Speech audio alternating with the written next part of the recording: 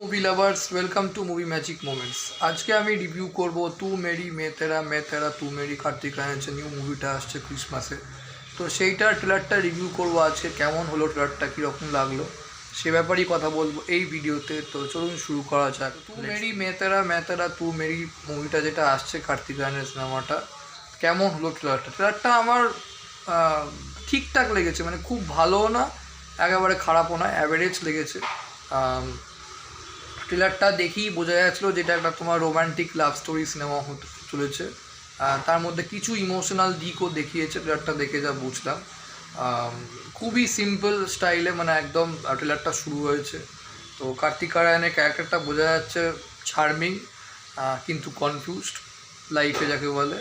তারপর আন্না পান্ডের সাথে তোমার প্লেন থেকে শুরু করে মানে যেখানে কার্তিক আরিয়ান যাচ্ছে সেখানেও আন্না পান্ডে যাচ্ছে ট্রাভেল করার জন্য। এবং আস্তে আস্তে তোমার দুজনের মধ্যে তোমার প্রথমে একটা ঝগড়াঝাটি বোঝা যাচ্ছে, তোমার ওর ইরিটেশান, ওর অ্যানোয়িং নেচার আন্না পান্ডের পছন্দ হচ্ছে না।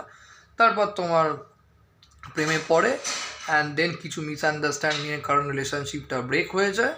তারপর এই রিলেশনশিপ কীভাবে তোমার মানে লাস্টে স্টেবল হয় কি না সেটা নিয়ে হচ্ছে গল্প। আর মেন আমার যেটা ভালো লেগেছে সবচেয়ে বড় কথা, জ্যাকি শ্রফের যে ক্যারেক্টারটা দেখানো হয়েছে বোঝা যাচ্ছে খুব একটা ইম্পর্ট্যান্ট ক্যারেক্টার রোল প্লে করছে। আন্না পান্ডে যখন বলে যে তোমার আমার যে লাইফের মানে তোমার ডিফারেন্সটা খুব বেশি এবং তুমি অতটা স্যাক্রিফাইস করতে পারবে না এই ভালোবাসাটার জন্য, তখন ও ডায়লগটা খুব সুন্দর বলে। আর কার্তিক ডায়লগটা খুব সুন্দর ডেলিভারিও করেছে যে সেই মানে যে ও মার্দি ক্যা হোতা হ্যায় जो তোমার প্যার কে লিয়ে স্যাক্রিফাইস নেই করতে। তো ওটা একটা ভালো ডায়লগ বলবো।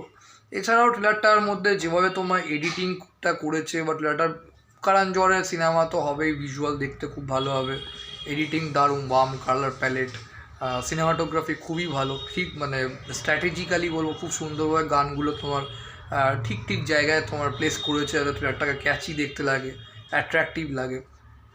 তো ভিজুয়াল ওয়াইজ কোনো ডাউট নেই, খুবই ভালো, সিনেমাটোগ্রাফি খুবই ভালো হয়েছে। সেরকমভাবে অ্যাকশন কিছু নেই, একটা পারিবারিক romantic love story with emotion, এই হচ্ছে ব্যাপার। আর জ্যাকি শ্রফ ক্যারেক্টার দেখে যা মনে হচ্ছে আন্না পান্ডের বাবা, সে হয়তো সামাও কোনো অসুস্থ আছে হয়তো। লাস্ট সিনটা দেখে বোঝা যাচ্ছে কার্তিক আরিয়ান মানে ওর হাত ধরে যখন জ্যাকি শ্রফ আশীর্বাদ করছে কার্তিক আরিয়ান কেঁদে ফেলেছে, এরকম ব্যাপার।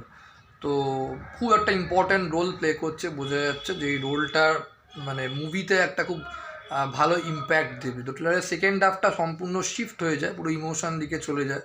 তো সেই সময় বিজিএমটা ভালো ইউজ করেছে, যেটা একটা ট্রেলারে অনেকটা বেশি ওই কেয়ার ফ্রি মুভিটার থেকে সংসারটা সিরিয়াস টোন দেয় বলবো। তো সেটা খুবই ভালো, ওভারঅল ঠিক আছে, বাট নতুন কিছু না।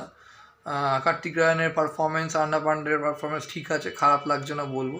মানে মোট কথা কার্তিক আরিয়ান সেই নিজের জোনটাতে ফিরে এসছে আবার, ওই হচ্ছে ব্যাপার। ওর যে একটা তোমার এই ইমেজ যেটা আছে মানে একটা হিরোইজম, তারপর মানে ক্যাজুয়াল কুল লুক ছেলে যাকে বলে, যে লাইফে স্ট্রাগল করছে, তারপর একটা তোমার তার জীবনে প্রেম আছে, প্রেমটা ওর জীবনকে অনেকটা টার্ন অ্যারাউন্ড করে দেয় এবং দেন তারপর ও লাইফটাকে বুঝতে পারে, লাইফের ভ্যালুটা যাকে বলে বুঝতে পারে, যা ও করে সাধারণত। তো ঠিক আছে, খারাপ না, ওভারঅল বলবো ডিসেন্ট লাগছে বলবো, সেরকম যে খুব বিশাল কিছুও না, আবার ঠিকঠাক বলবো, অ্যাভারেজ বলবো। তো আমার মনে হচ্ছে না যে খুব মুভিটা বিশাল ভালো বিজনেস করবে, একটা okay type average decent collection করতে পারে বলবো।